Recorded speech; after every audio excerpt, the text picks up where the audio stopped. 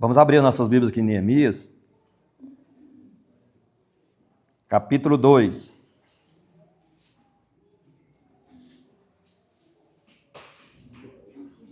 Neemias, capítulo 2.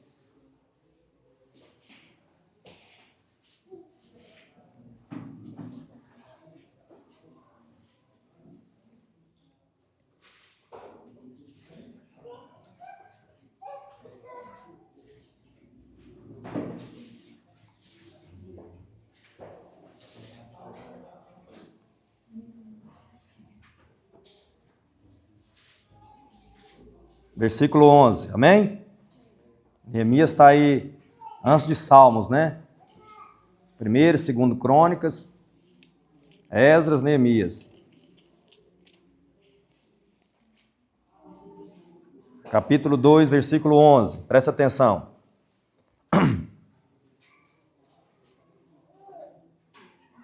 Então cheguei a Jerusalém. Depois de esperar 3 dias, me levantei à noite, junto com uns poucos homens que estavam comigo. Não declarei a ninguém o que o meu Deus havia posto no meu coração para eu fazer em Jerusalém. Não havia comigo animal algum, a não ser o que eu montava. De noite, saí pelo portão do vale, em direção à fonte do dragão e ao portão do monturo, e inspecionei as muralhas de Israel, que estavam em ruínas, e cujos portões tinham sido destruídos pelo fogo. Passei ao portão da fonte e ao tanque do rei, mas não havia lugar por onde o animal que eu montava pudesse passar. Subi à noite pelo vale, sempre inspecionando as muralhas. Voltei, entrei pelo portão do vale e fui para casa. Os magistrados não sabiam aonde eu tinha ido, nem o que tinha feito, pois até ali eu não havia declarado coisa alguma, nem aos judeus, nem aos sacerdotes, nem aos nobres, nem aos magistrados, nem aos demais que iriam fazer a obra. Então eu lhes disse: vocês estão vendo a miséria em que nós estamos? Jerusalém em ruínas e os seus portões destruídos pelo fogo. Venham, vamos reconstruir as muralhas de Jerusalém, para nos livrarmos dessa vergonha. E lhes declarei como a mão bondosa do meu Deus havia estado sobre mim, e também as palavras que o rei me havia falado. Então disseram: vamos nos preparar e começar a reconstrução. Então se prepararam para fazer esta boa obra. Porém, quando Sambalate, o horonita, Tobias, o servo amonita, e um árabe chamado Gesem souberam disso, zombaram de nós e nos desprezaram, dizendo: o que é isso que vocês estão fazendo? Querem se rebelar contra o rei? Então lhes respondi: o Deus dos céus é quem fará com que sejamos bem-sucedidos. Nós, seus servos, vamos nos preparar e começar a reconstrução, mas vocês não têm parte nem direito nesse memorial em Jerusalém. Amém? Irmãos, essa tarde, a gente que tem a responsabilidade de trazer a palavra, a gente fica o tempo todo na pressão, né? Na pressão tanto espiritual como pressão na mente, o que a gente vai fazer, porque é muito fácil eu saber que eu vou para o culto para sentar e ouvir. Diferente de quem vai para passar alguma coisa, né? Para pregar.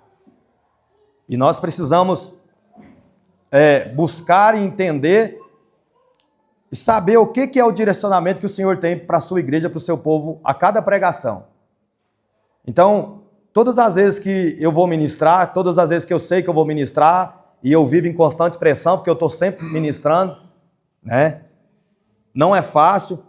Mas a Bíblia diz que quando nós pegamos no arado, a gente não pode olhar para trás, né? Principalmente o obreiro. A Bíblia diz que aquele que deseja o episcopado, excelente obra deseja. Mas lá tem os requisitos, né, para ser um obreiro aprovado, né? E um dos requisitos para ser um obreiro aprovado é firmeza, constância, não retroceder. Eliseu, quando ele foi chamado por Elias, quando Elias colocou a capa sobre ele e o chamou, ele estava arando a terra, gradeando a terra, preparando a terra para plantio. E quando Elias, que era uma cultura da época, lançou a capa sobre ele, ele entendeu que o profeta estava chamando ele para discipular. Ele diz a palavra de Deus que ele voltou e o que ele fez? Ele matou os seus bois, queimou sua carroça, o seu arado, porque ele não poderia mais voltar para trás. Ele não poderia mais retroceder. Então, se eu não posso mais retroceder, o que eu fiz? O que ele fez? Ele queimou os carros, ele queimou aquilo que ele usava para trabalhar, ele matou os bois. Né? Porque daquele momento em diante, ele ia ser discípulo de Elias e a partir depois substituir Elias. E a palavra de Deus no Novo Testamento é da mesma forma. Nós que somos chamados, nós temos uma responsabilidade. Lá em Hebreus está muito claro. Cada um de nós iremos prestar conta a Deus daquilo que nós fazemos. Entendeu? Cada um de nós iremos prestar conta de Deus diante daquilo que nós fazemos. Hebreus está muito claro. Lá fala assim, olha, sujeitar e obedecer os vossos pastores em tudo. Para não ser pesado para eles, para que eles não façam a obra com tristeza, com pesar, fazendo assim, não será proveitoso para ninguém. Mas lá fala do obreiro, fala assim, ó, e nós obreiros, nós temos que fazer a obra porque nós iremos prestar contas daquilo que nós estamos fazendo. Você entendeu? Eu irei prestar conta, você irá prestar conta, você irá prestar conta, você irá prestar conta, você irá prestar conta, vocês irão prestar conta. Entendeu? Daquilo que vocês fazem, estão fazendo ou não estão fazendo na obra de Deus. Por isso que eu tenho que entender o que é o meu chamado, o que a minha posição eclesiástica, a palavra me ordena para eu fazer. Porque se eu peguei no arado, eu não posso mais olhar para trás. Entendeu, irmão Rafael? Desejo episcopado? Então entenda o que é, qual que é as requisições, qual que é o louvor, qual que é as responsabilidades. Você entendeu? Porque depois que nós pegamos, nós não podemos mais voltar para trás. Guarda o que tens para que ninguém tome a tua coroa, porque muitas pessoas eles acham e querem o episcopado. O que é o episcopado? Pastorado, evangelista, presbitério, né? E tem as requisições de diaconato que é a mesma coisa. Um dia eu quero trazer estudo sobre isso. Eles querem só pela nomenclatura eclesiástica. Você entendeu? Ah, eu agora sou um presbítero, e daí? Aí eu agora sou um evangelista, e daí? Eu agora sou um pastor, e daí? Você entendeu? É um pastor que pastoreia? É um evangelista que evangeliza? É um diácono que faz o seu papel como diácono? É um presbítero que faz o seu papel como presbítero? Porque a palavra de Deus diz que nós seremos o quê? Cobrados, nós vamos dar conta daquilo a qual nós assumimos na casa de Deus. Nós assumimos na obra de Deus. Então não tem mais como retroceder. Para nós é 1 Coríntios 15:58. Entendeu? Para nós, ó, olha para mim aqui, ó, para nós, obreiros, que já somos obreiros, é 1 Coríntios 15:58. O que está escrito lá? Lê como está escrito lá, Willy Rondes.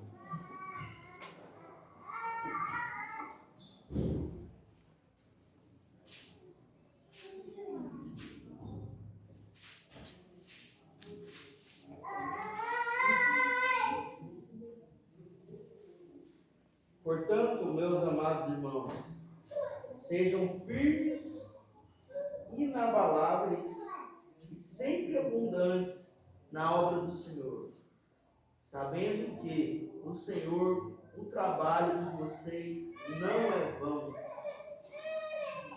Então, quem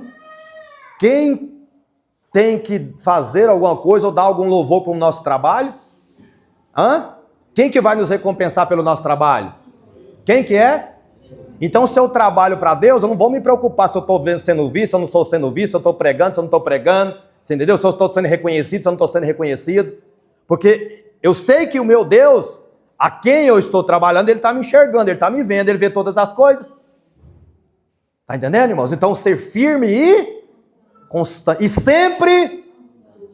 olha para você ver, sempre... não é parar, não? Não é retroceder, não? É sempre abundante. O que é abundância? Sempre mais, melhorando. Antes crescei na graça e no conhecimento do nosso Senhor e Salvador, Jesus Cristo, né? Antes crescer, é crescimento, é avançar, é amadurecer, né? Esse é o objetivo nosso. Porque, primeiro, se o juízo vier dentro da casa, vai começar por onde? Se o juízo vier na casa de Deus, vai começar por onde? Vai começar pelo altar. Vai começar pelos obreiros. Você entendeu? Não vai começar de lá, não. Começa daqui. Entendeu, irmãos? É daqui. Então, se você ama e quer trabalhar para Deus, excelente obra deseja, mas veja de que forma você quer. É só pela vaidade do status, né? Da nomenclatura eclesiástica, ou porque verdadeiramente você quer honrar aquilo que Deus entregar nas suas mãos? Porque nós estamos carentes. A Bíblia diz que a seara, ela está o quê? Mas o que está faltando? Está faltando o quê? Trabalhadores. Irmãos, a seara é grande, é vasta. Tem trabalho para todo mundo. Você entendeu? Tem trabalho para todo mundo. Agora o problema é que um quer entrar no trabalho do outro. Não quer esperar o tempo, o amadurecimento, né? O tempo de Deus, porque o tempo de Deus não é o meu tempo. Aí fica batendo cabeça. Não, peraí, eu vou fazer o que o reino. Não, irmão. Tem trabalho para todo mundo. Calma, tem trabalho para todo mundo. Olha para você ver a seara madura aí, ó. Gente se perdendo, gente doente, gente precisando de libertação, né? Gente precisando de Jesus. É ou não é? Tá aí. Eu não sei porque que eu estou falando isso, né? Mas é necessário. E lá em Timóteo, fala bem claras as especificações do pastor e do diaconato. E lá ensina, irmã Palmeni, que a mesma especificação, requisição para o seu marido, cabe também para você. Não quer dizer que você é diaconisa. Você entendeu? Você pode ser tratada por diaconisa como honra. Mas ele que é o diácono, ele que é o obreiro. Mas a mesma requisição que tem para ele é para a mulher. Aí a esposa de obreiro é a mesma responsabilidade. Você entendeu? É a mesma responsabilidade. Só que eu sou pastor, minha esposa não é pastora, mas ela é mulher de pastor. Então ela é considerada, por consideração, nós não chamamos, nós não temos tal costume, mas ela tem que estar no nível. Você entendeu? Da mesma forma, lê lá para você ver, Timóteo, carta pastoral de Timóteo, carta pastoral de Tito, lá ensina como que os obreiros têm que ser, como que os obreiros têm que se portar, e como as mulheres dos obreiros também têm que se portar. Porque nós não fazemos a obra sozinhos. Eu não faço a obra sem minha esposa. Entendeu? Tem determinado tipo de obra que eu não posso fazer sem ela. Ela tem que estar comigo, ela tem que estar me apoiando, ela tem que estar junto comigo, ela tem que saber aconselhar junto comigo, né? Ela tem que crescer espiritualmente junto comigo. Porque senão se torna um julgo desigual dentro da cristandade. O que é um julgo desigual dentro da cristandade? É o marido numa posição e a mulher em outra. O que era um julgo? O que era uma canga? Hã?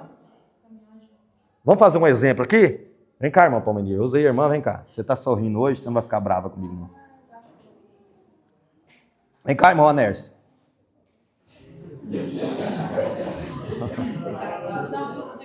Hã? O que nós temos aí, hein? O que nós temos aí? Para julgar, para ser canga. Não, cadeira não dá não. Dá não. Deixa eu pegar um negócio aqui, peraí. E eu, Lirões? Tem para ser. Pega lá para mim. Pode ser, pode ser.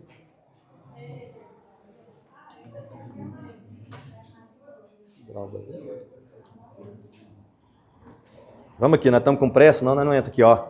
Isso aqui é a canga, né? Vira para lá, vira para frente aqui, ó. Para lá, para a igreja. Isso. O que era a canga? Tinha que ter dois animais e os dois tinham que ter quase a mesma força, porque vamos dizer que não, vamos aqui. Vamos dizer que era um boi e um burro. Não estou chamando isso de burro não, viu? Um boi e uma vaca. Ficou pior. Aí o boi é mais forte, então se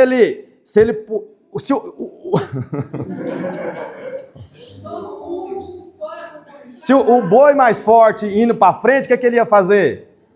Ele ia puxar. Se o animal aqui não fosse para frente também, não acompanhasse, o boi ia ficar nervoso, ia machucar o boi ia começar a dar coice, ferir o animal que estava atrás, era ou não era? Então, tinha que ser uns animais praticamente com a mesma força, para caminhar o quê? A canga estava aqui. Se um puxasse mais do que o outro, ia superpor isso aqui, ó. Esse aqui ia ficar para trás, esse aqui ia ficar irritado, esse aqui ia ter que arrastar. Então, o que a Bíblia diz, né? Que a canga, o jugo de Jesus, é para andar igual. Você entendeu? Então, o marido e a mulher estão unidos aqui, ó, com a mesma canga. Então, o marido e a mulher, principalmente o obreiro, tem que andar junto. Dá um passo aí, ó, marido. Não, marido. Você é marido, misericórdia. Marido. Não sei querido. Tá vendo? Se ele der um passo aqui e ela estiver aqui com o jugo aqui, o que vai acontecer com ela? Vai machucar. Então, os dois têm que andar o quê? Junto. Dá um passo. Agora vai, os dois juntos. Vai, ó, de novo, vai. De novo, vai. Tá vendo que ninguém vai arrastar o outro, ninguém vai ficar bravo, ninguém vai dar coice. Tá entendendo? Porque eles estão caminhando juntos. Caminhando junto. Então, irmão, obreiro, a mulher, o obreiro, por que a Bíblia dá qualificação para a mulher da mesma forma? Por causa disso. Não adianta o marido ir querer sozinho. Você entendeu? Não adianta a mulher querer ir sozinha. Não adianta. A responsabilidade, quem que é obreiro? Quem que é obreiro? A Mãe Palmeni é obreira? Quem que é o obreiro? Quem que tem maior responsabilidade? Quem que tem que entender a responsabilidade de caminhar junto? Você entendeu? Agora, quem que vai ser cobrado? Aí vocês entenderam, amém? Então vocês entenderam.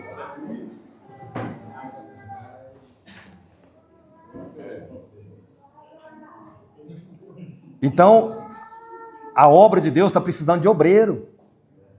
A obra de Deus está precisando de trabalhadores. Mas qualificado, irmão. Não é só ter nome, não. É pessoas que entendem o que é o reino de Deus, entendem primeiramente o que é Deus, o que é o reino de Deus, o que é a palavra de Deus e se colocar na posição com sinceridade. Nós temos fraqueza, debilidade, por isso nós precisamos dele. Entendeu? Mas colocar com responsabilidade e trabalhar com a maior excelência para Deus possível. Entendeu? Maior excelência. A Bíblia diz que o bispo, o obreiro, estou traduzindo para vocês, o pastor, o evangelista, o presbítero, o diácono seja irrepreensível. O que essa palavra quer dizer? Que você não pode achar nada na nossa vida para nos repreender. Irmãos, é a Bíblia, não é? Hã? É a Bíblia, não é? É a nossa responsabilidade. Viu? Não está na Bíblia?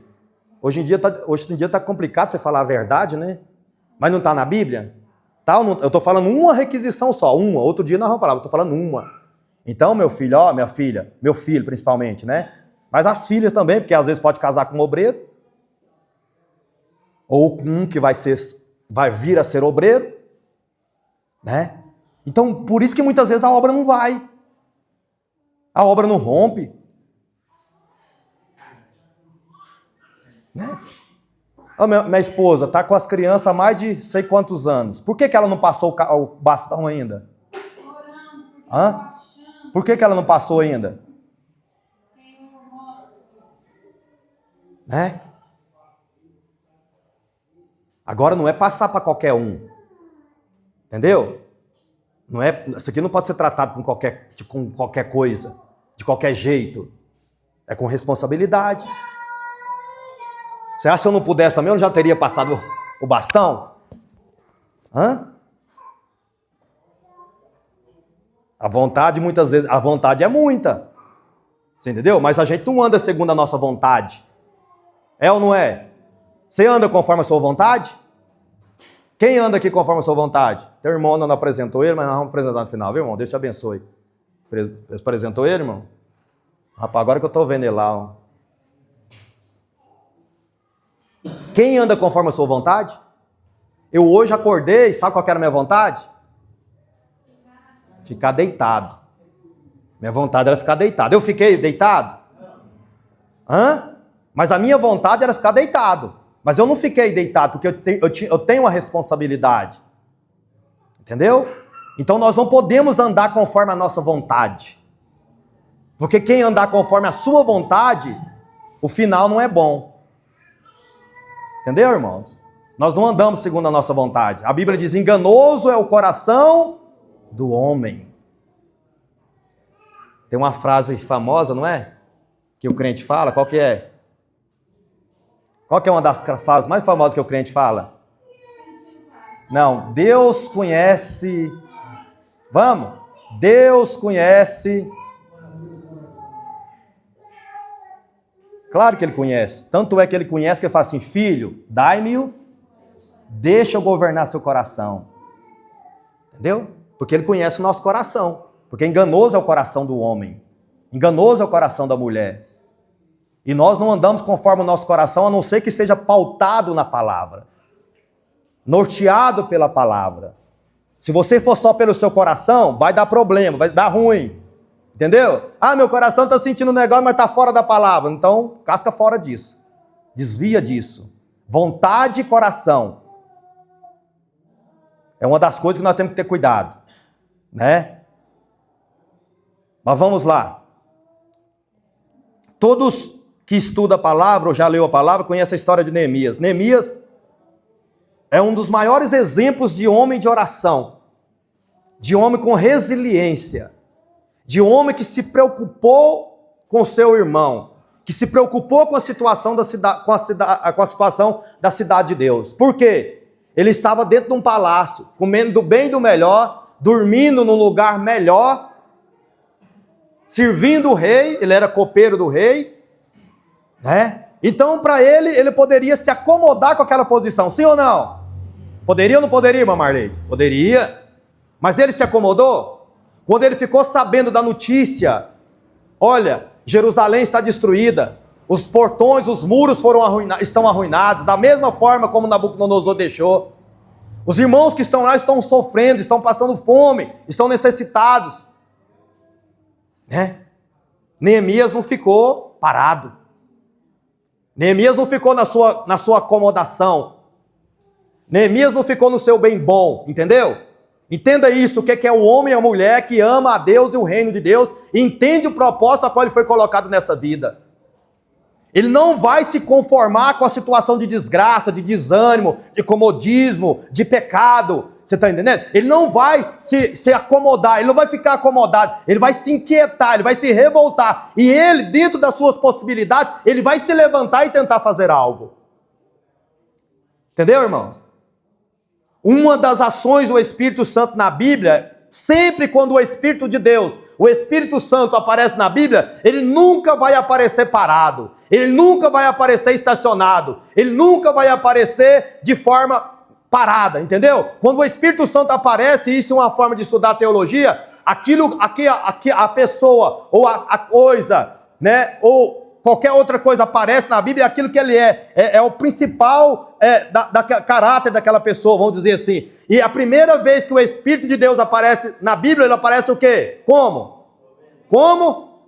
Movendo sobre as águas. Então ele não aparece parado, ele aparece movendo sobre as águas, né? A terra era sem forma e vazia, caótica, mergulhada na escuridão, no caos, na desordem. Então Deus, no seu espírito, começa a pairar sobre a face das águas, e o Senhor então começa a organizar ou reorganizar a terra que foi feita para ser habitada. Lá em Isaías fala que a terra foi feita para ser habitada. Então, é um outro estudo, é mais profundo, né? Então Deus não ia fazer uma terra desorganizada, bagunçada, né? Cheia de água, não. Só que o Espírito parece em movimento. E ele começa então a organizar a terra. O que eu quero falar com isso? Então, se nós estamos impulsionados, cheios do Espírito Santo, nós nunca vamos nos conformar com aquilo, né, que é contra Deus, contra a palavra de Deus, ou que está aquém da percepção humana, ou do bem-estar humano. Neemias então viu, está destruído, está arruinado, o povo está mal. A Bíblia diz que ele sentou e chorou. Irmão, você já viu que hoje falta alegria quando uma pessoa aceita Jesus? O pastor tem que falar, bate palma, fica alegre, mostra os dentes. Você entendeu? Mas quando um irmão vai na frente e fala assim, Deus me deu isso, Deus fez aquilo, pode até não ser muita coisa, aí, glória a Deus, aleluia, tá entendendo? Aquela euforia. A Bíblia diz assim, que os anjos não fazem festa quando a minha Marleide comprar um carro. Os anjos não fazem festa quando a irmã Palmeni trocar de casa. Os anjos não fazem festa quando o irmão Daniel for promovido. Você entendeu? Mas a Bíblia diz que os anjos do Senhor fazem festa quando um pecador se arrepende. Agora, se os anjos que são santos, estão em santidade plena, no céu dos céus, eles se alegram com o arrependimento, com o arrependimento de um pecador, a igreja então não deveria se alegrar também? A igreja não deveria se condoer com a miséria das outras pessoas? A igreja não deveria condoer com a frieza espiritual, com o marasmo espiritual? A igreja não deveria falar, não, eu vou me levantar naquilo que eu posso, como Neemias se levantou. Neemias sentou e chorou por saber a situação do povo, mas ele não ficou sentado e chorando a vida toda. Lê lá para você ver se ele ficou sentado chorando. Entendeu? Ele ficou alguns dias sentado e chorando. Depois se levantou, jejuou, orou, esperou a resposta de Deus e foi fazer aquilo que era para ele fazer aqui nessa terra. Pedir a bênção e a autorização do rei. Entendeu? Nós temos tempo de, vamos dizer, luto espiritual? Sim. Nós temos tempo de tristeza espiritual? Sim. Nós podemos estar triste por algum tempo? Sim. Nós somos humanos, fracos, mas não podemos permanecer da mesma forma. Estar é uma coisa, ser é outra. Estar é transitório, ser é permanente. Nós podemos estar fracos, mas nós não podemos ser fracos a vida toda. Nós podemos estar em dúvida, nós não podemos permanecer em dúvida a vida toda. Você entendeu? Aí o Neemias se levanta, vai para o jejum, vai para a oração. Agora ele faz, não é só orar, fala comigo, orar. Vocês entenderam? Entendeu? Vamos de novo, orar mais ação. Neemias não ficou orando esperando cair madeira do céu, autorização do céu, carta do céu. Você entendeu? Ele orou, jejuou, Deus colocou o pai no coração dele e falou, agora eu vou falar com o rei. Ele fez as etapas, ele foi falar com o rei dos reis, sentiu paz, agora ele foi falar com a autoridade na terra. Olha o caminho, não muda. Lá em Romanos 13 está bem claro. Não adianta eu querer servir a Deus se eu não me submeto às autoridades que Deus constituiu sobre mim aqui na terra. Deus não passa por cima da sua autoridade. Entendeu? Deus não passa por cima da sua autoridade. Não tem esse negócio. Se Deus tiver que mostrar algo, ou se alguém tiver que fazer algo nessa congregação, quem que vai ser? Quem que vai ser? Quem que vai ser, irmãos? Deus vai fazer pela irmã Palmeni? Deus vai fazer pelo William Rones? Não, mãe. Quem que Deus colocou aqui? Quem que colocou? Você está entendendo? Olha o caminho bíblico. Sempre foi e sempre será assim. Não muda. Não muda. Aí Neemias foi para a oração, foi para o jejum, deixou o luto, deixou a lágrima. Agora eu vou fazer aquilo que me cabe. Foi falar com o rei deu autoridade para ele, o rei deu aquilo que ele precisava, partiu para Jerusalém. Chegou lá e não saiu contando para todo mundo. Eu vou fazer isso, eu vou fazer aquilo outro, meu projeto é esse, meu projeto é aquilo outro. Você entendeu? Eu vou colocar uma pedra ali, vou colocar outra pedra lá. Não. A primeira coisa que ele fez, quem sabe me dizer que eu li aqui hoje? Qual que foi a primeira coisa que ele fez? Qual que foi a primeira coisa que ele fez? Ele foi ver o tamanho do problema. Ele foi ver aonde estava o problema. Ele foi calcular a dimensão do problema. Entendeu? Aí não tinha falado para ninguém, não tinha contado para ninguém, estava no coração dele só o que ia ser feito. Aí ele saiu de madrugada, montou no seu cavalo, saiu, disse que estava cheio de monturo, cheio de lixo, o cavalo tinha dificuldade por andar por Jerusalém, as muralhas destruídas. Naquele tempo, as muralhas, os portões tinham um grande significado, porque era proteção contra os inimigos, era proteção contra os adversários. Então, Jerusalém estava totalmente o quê? Desprotegida. Qualquer inimigo poderia entrar, fazer o que quisesse, porque estava sem proteção. Qual que é a nossa proteção hoje? Qual que é a nossa proteção? A palavra, a obediência, quando eu estou em obediência à palavra, aquele que habita no esconderijo do... Está entendendo? Então eu estou praticando a palavra, colocando a palavra em prática, então Deus que me guarda por detrás, por diante, pelos lados, então o Senhor está me guardando, me protegendo, né? Aí ele sonda, vê o tamanho do problema, agora ele vai... Depois de tudo isso, ele vai comunicar ao povo e vai conclamar ao povo a uma restauração ou uma reconstrução que é pior do que construir. Que é pior do que construir.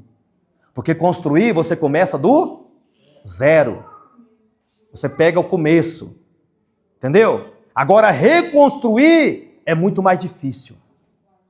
É muito mais doloroso, é muito mais trabalhoso. Isso serve para qualquer área da nossa vida. Você entendeu? Aí eu vou reconstruir o meu ministério.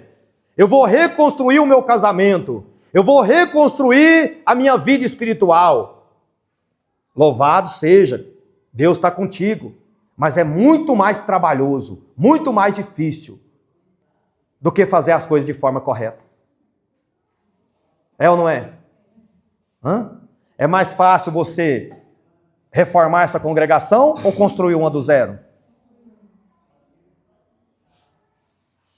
Aí tem gente que não dá manutenção no casamento, não dá manutenção na vida espiritual, né? Não é ou não é?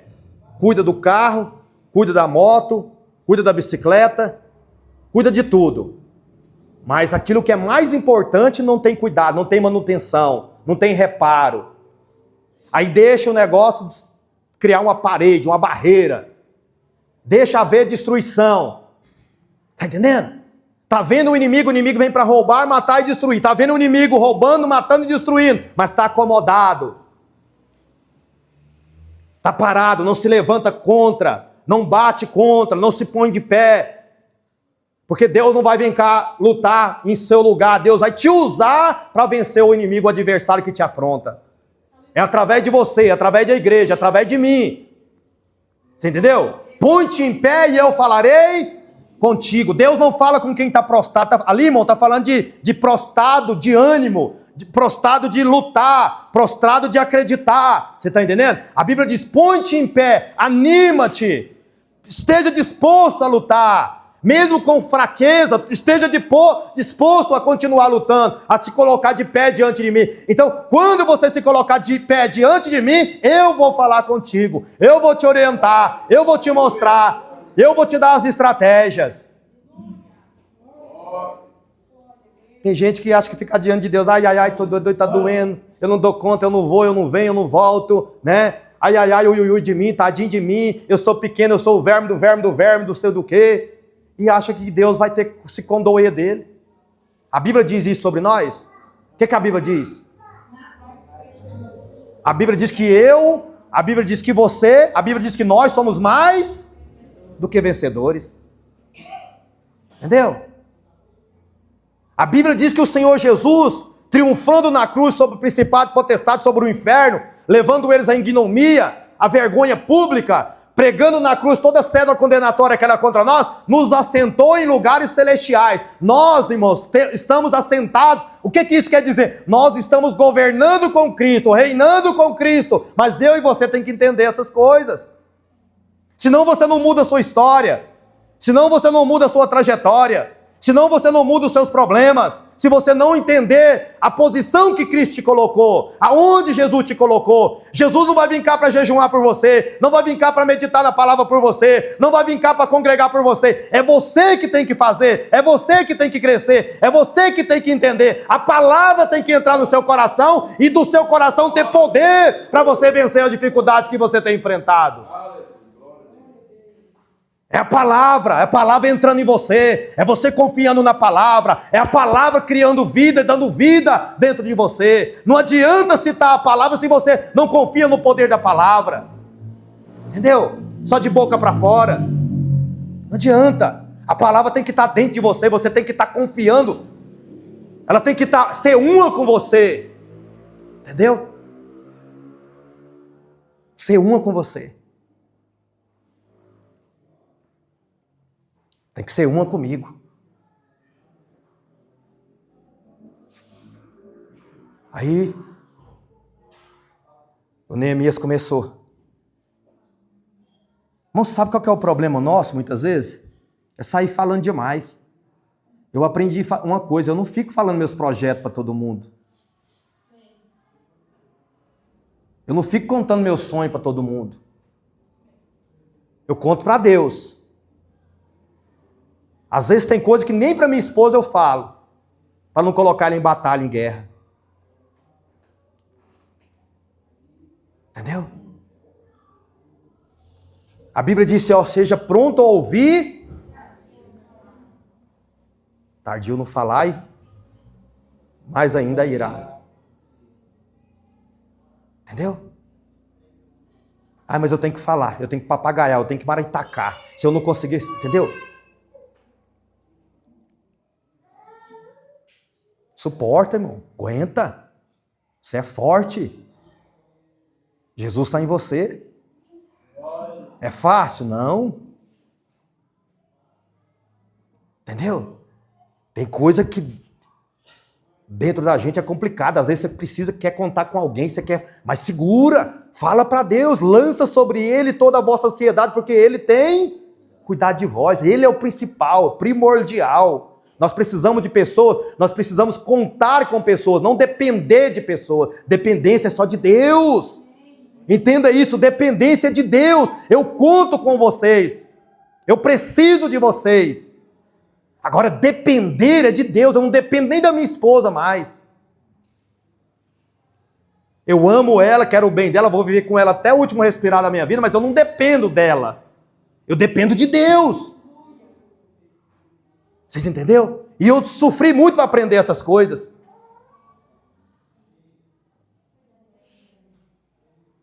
Aí agora Neemias, depois de ver o problema, irmão Marleide, irmã Nafaeli, agora ele vai falar, olha, o problema está assim, está desse jeito, só que eu busquei a Deus, Deus me orientou, Deus me fez ter favor diante do rei, então Deus está no negócio, então nós vamos unirmos para reconstruirmos Jerusalém.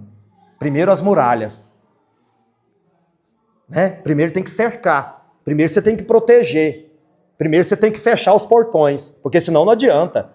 Fechar as brechas. Senão não adianta. O que adianta uma casa bonita, mas desprotegida? Então primeiro você tem que fechar as brechas. Aonde estão as brechas? Aonde está a legalidade? Aonde o inimigo pode entrar? Por onde o inimigo tem que atacar? Fecha as brechas. Né? Aí o Neemias conta ao povo, e o povo, beleza. Vocês estão vendo a miséria em que nós estamos. Jerusalém em ruínas, e os portões destruídos pelo fogo. Venham, vamos reconstruir as muralhas de Jerusalém, para nos livrarmos da vergonha. Para nos livrarmos da vergonha. Irmão, nós servimos um Deus tão grande, não é? Tão poderoso. Às vezes você não tem vergonha de falar assim, nossa, eu sirvo um Deus todo poderoso. Às vezes, nas situações da minha vida, eu fico com vergonha. Eu sirvo um Deus que pode tudo, mas a minha vida como filho de Deus não condiz como filho de Deus. Você entendeu? Como filho de Deus, eu poderia pôr a minha mão sobre um morto e ressuscitar, sim ou não? Mas isso acontece?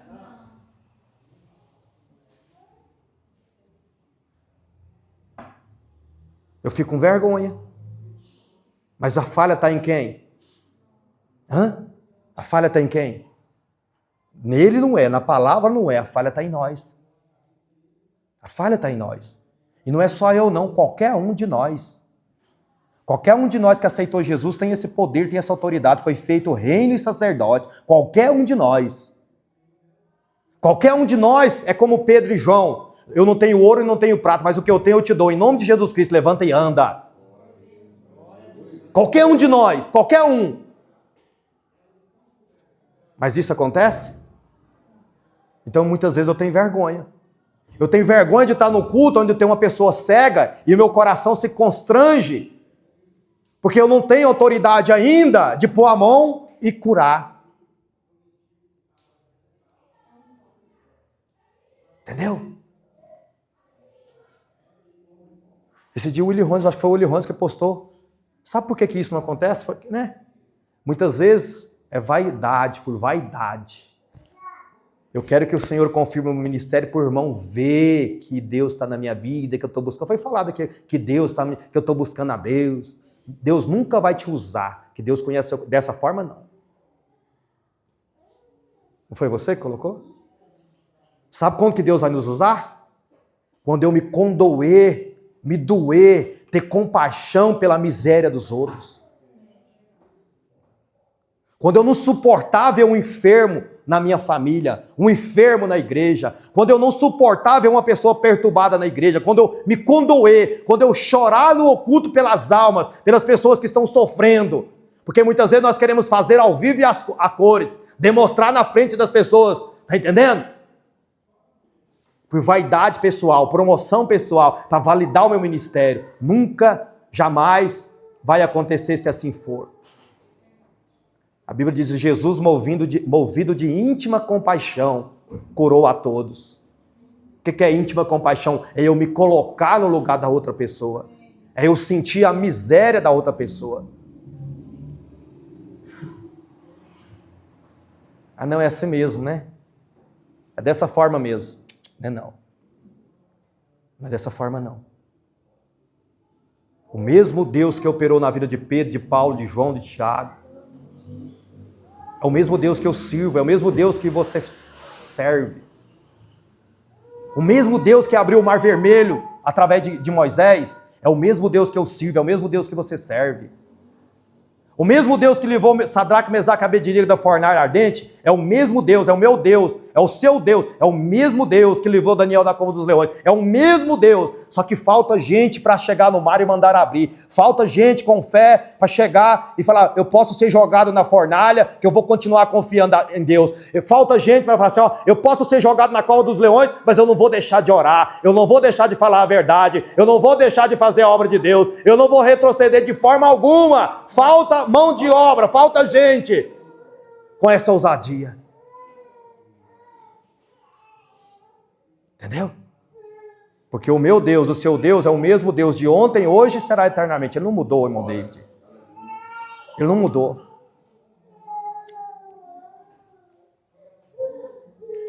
Aí o irmão Neemias, vamos reconstruir? Vamos. Leia aqui o capítulo 3 para você ver. Cada um pegou uma parte. Uns foi para um portão, outros foram para outro lugar, outros foram para outra parte do muro. Vamos unir cada um, porque eles não conseguiriam fazer. Imagine se ali, irmão, muitas vezes a gente tem que enfrentar o capeta, o inferno, sei lá o que a gente tem que enfrentar na vida. Imagine se você tiver que brigar contra o irmão ainda.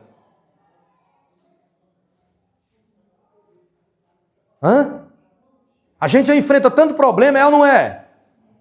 Já não tem tanto inimigo para lutar contra nós? Agora imagine se eu tiver que brigar com a irmã Vanusa, com a irmã Palmeni, com a irmã Regina.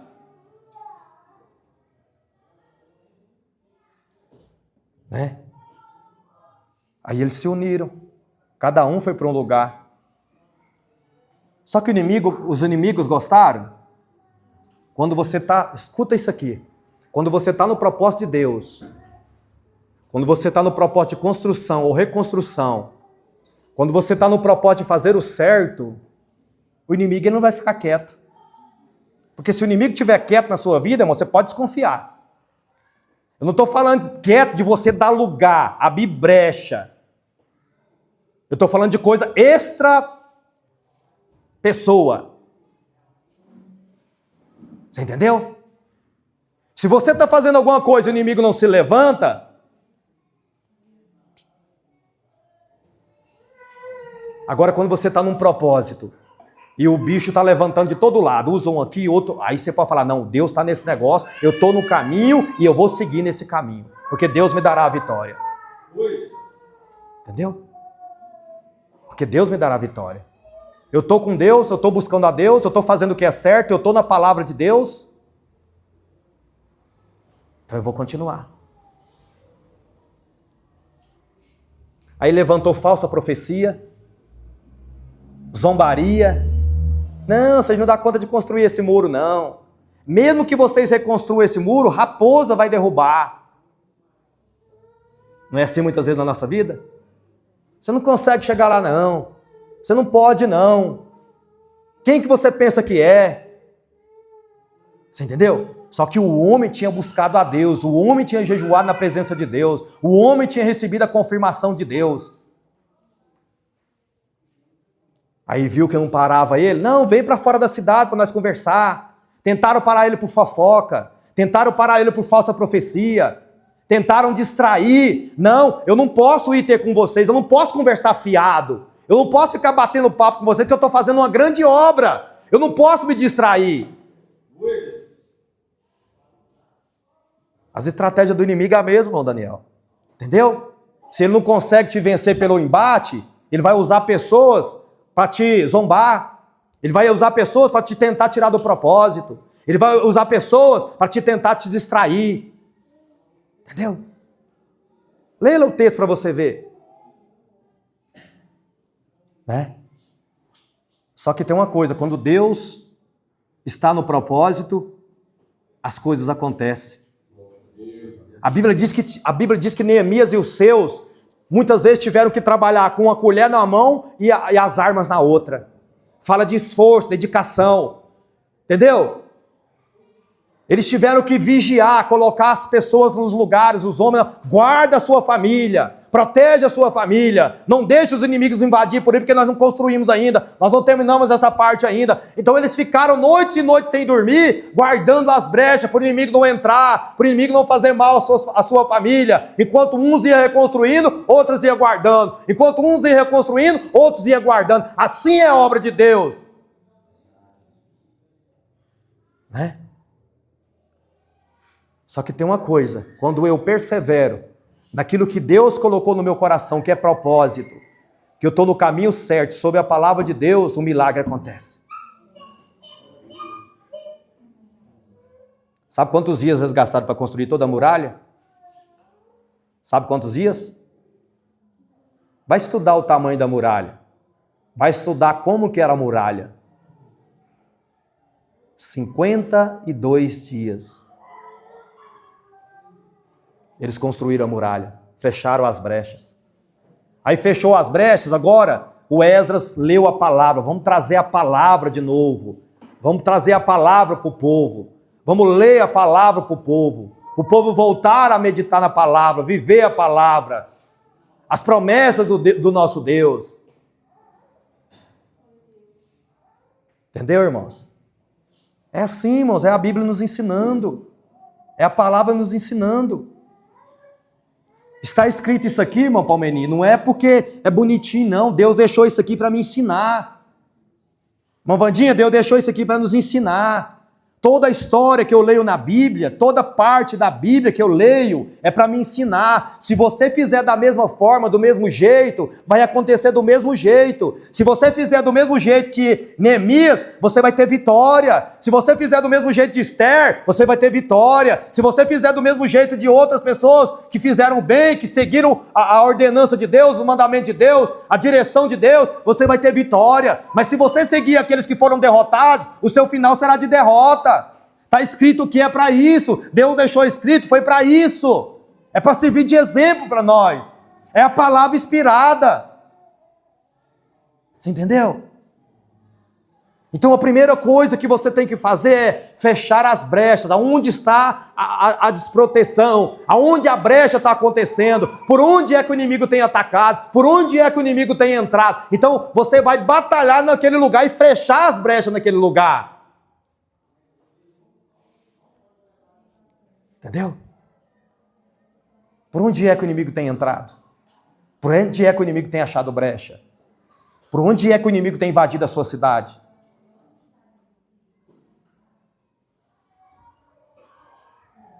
Agora você fica dando tiro para todo lado, o inimigo está entrando nessa janela, você está tirando de lá. Entendeu? Está entrando na porta do fundo, você está vigiando na frente. Fechar as brechas, meus irmãos. Proteção. Palavra. Entendeu? Palavra. Minha esposa, naquela batalha da gente, ela teve uma revelação que o inimigo chegava pela porta da frente e não conseguia entrar, né? Pela porta da frente ele não conseguia entrar. Mas ele fez o quê? Deu a volta, entrou pela porta do fundo.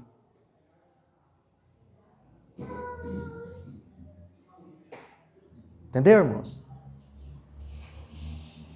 Você está entendendo? Se você não entender princípio de batalha espiritual, se você não entender que você está numa guerra, se você não entender que a sua luta não é contra carne e sangue, se você não entender que a sua revestimento, a sua batalha é no alto primeiro, você só ganha aqui se você vencer lá. As coisas para você não mudam. É bater lá, é bater lá, é bater lá, é bater lá. É lá que você tem que aplicar para as coisas acontecer aqui. Entendeu? Só que está aqui, ó. Olha o ensinamento aqui. Olha o ensinamento aqui. O Senhor Deus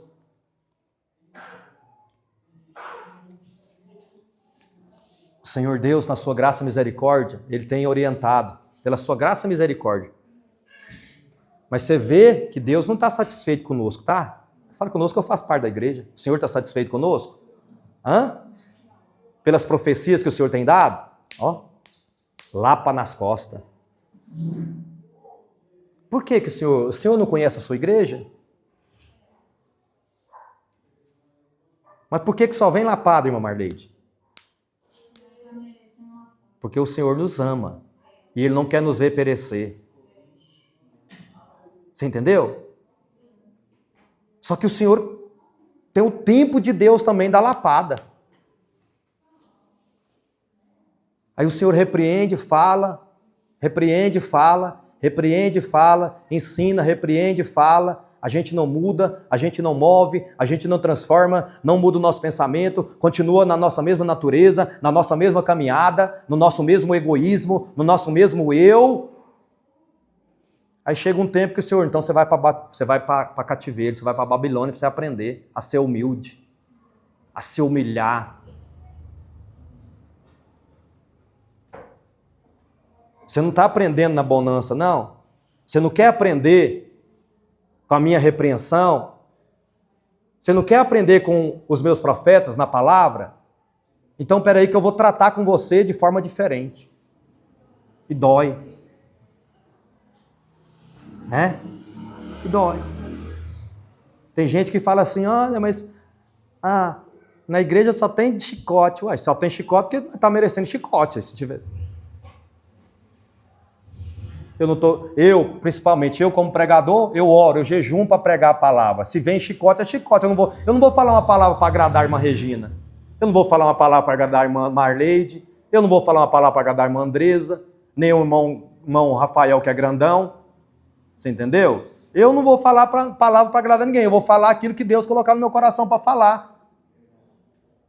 Eu não vou falar aquilo que você quer ouvir. Eu estou tão sofrido, está tão difícil para mim. Eu queria uma palavra assim para me fortalecer. Muda de vida, busca a Deus. Essa é a palavra que me fortalece, que te fortalece. Eu não vou mudar a palavra para agradar ninguém. Mas observa para você ver como que Deus tem falado com a igreja. Observa as últimas profecias. Irmãos? Então vamos acordar? Vamos acordar? Vamos nos colocar na posição? Vamos colocar na posição? Vamos deixar o nosso egoísmo? Vamos deixar a nossa birrinha de criança? Vamos? Porque o chicote de Jeová é doloroso. Viu, meu Marleide? Viu, meu Rafael? O chicote, o pastor William, mas o chicote de Jeová, minha filha, o chicote de Jeová é doloroso. E ele corrige, entendeu? E você resmunga, vai para lá e vai para cá, não tem jeito, porque é Deus. Dura coisa cair na mão do Senhor. Entendeu? Então vamos corrigir enquanto Ele está nos amando e nos exortando e nos despertando e falando para nós acordar. Vamos nos levantar. Entendeu? Não quero nada não. Viu, irmão Lisão? Eu quero é ter paz. Eu não quero ter razão, eu quero é ter paz. Eu não quero ter razão, eu quero ter paz. Eu quero ter paz no meu coração. Eu quero que o Espírito Santo permeie o meu coração, governe o meu coração, mora no meu coração. Então eu quero paz no meu coração. Entendeu? Se a irmã Marileide vir com birrinha para mim, deixa ela vir, eu quero paz. Entendeu? Eu vou orar por ela. Ó Senhor, toma conta da sua serva lá. Eu não quero briga com ela não. Se eu não quiser briga com ela, ela vai conseguir brigar comigo? Se a irmã Marileide quiser brigar comigo, ela vai conseguir brigar comigo? Vai. Eu não quero briga. Entendeu? Se vier brigar comigo, eu abaixo a cabeça. Ó Senhor Jeová, é contigo. Ó, entendeu? Abaixa a cabeça, pode falar, minha filha, desabafa. Entendeu? Porque por um motivo, um triz, eu posso ganhar tudo ou perder tudo.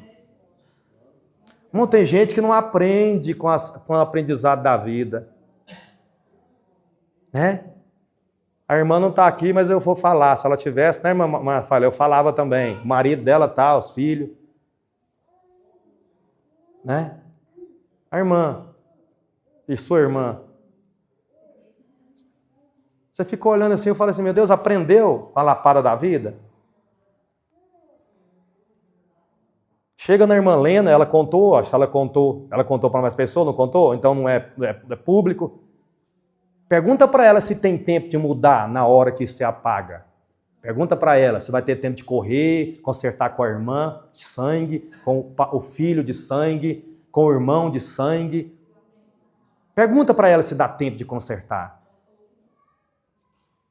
Pergunta. E tem gente que acha que com ele vai ser diferente.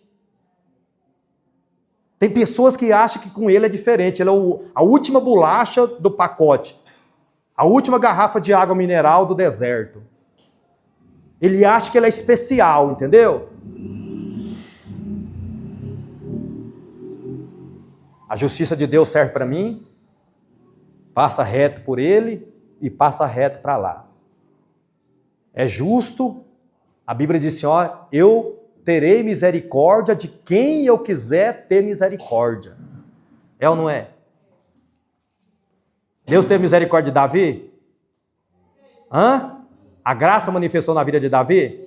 Terrível coisa que ele fez, não foi? Agora deixa eu te perguntar, e aquele homem que pegou graveto no sábado para cozinhar?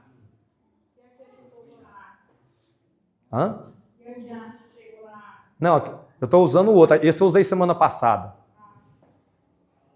Aquele homem foi pegar graveto, lenha, para cozinhar no sábado. Para comer. Deus teve misericórdia dele? Mas peraí, e Davi? E quem vai questionar alguma coisa? Hein? Mas mesmo que a misericórdia olhando. Mas ele é para morrer. Você está entendendo a proporção que Deus está falando? Eu terei misericórdia de quem eu quiser ter misericórdia. Aí o irmão errou, não aconteceu nada com ele, né? O irmão errou, tá de boa, eu também vou... E se a misericórdia não for o mesmo tamanho para você? A irmã está errando, a Beltrana foi para o mundo e está vivendo a vida. E se a misericórdia não for a mesma para você?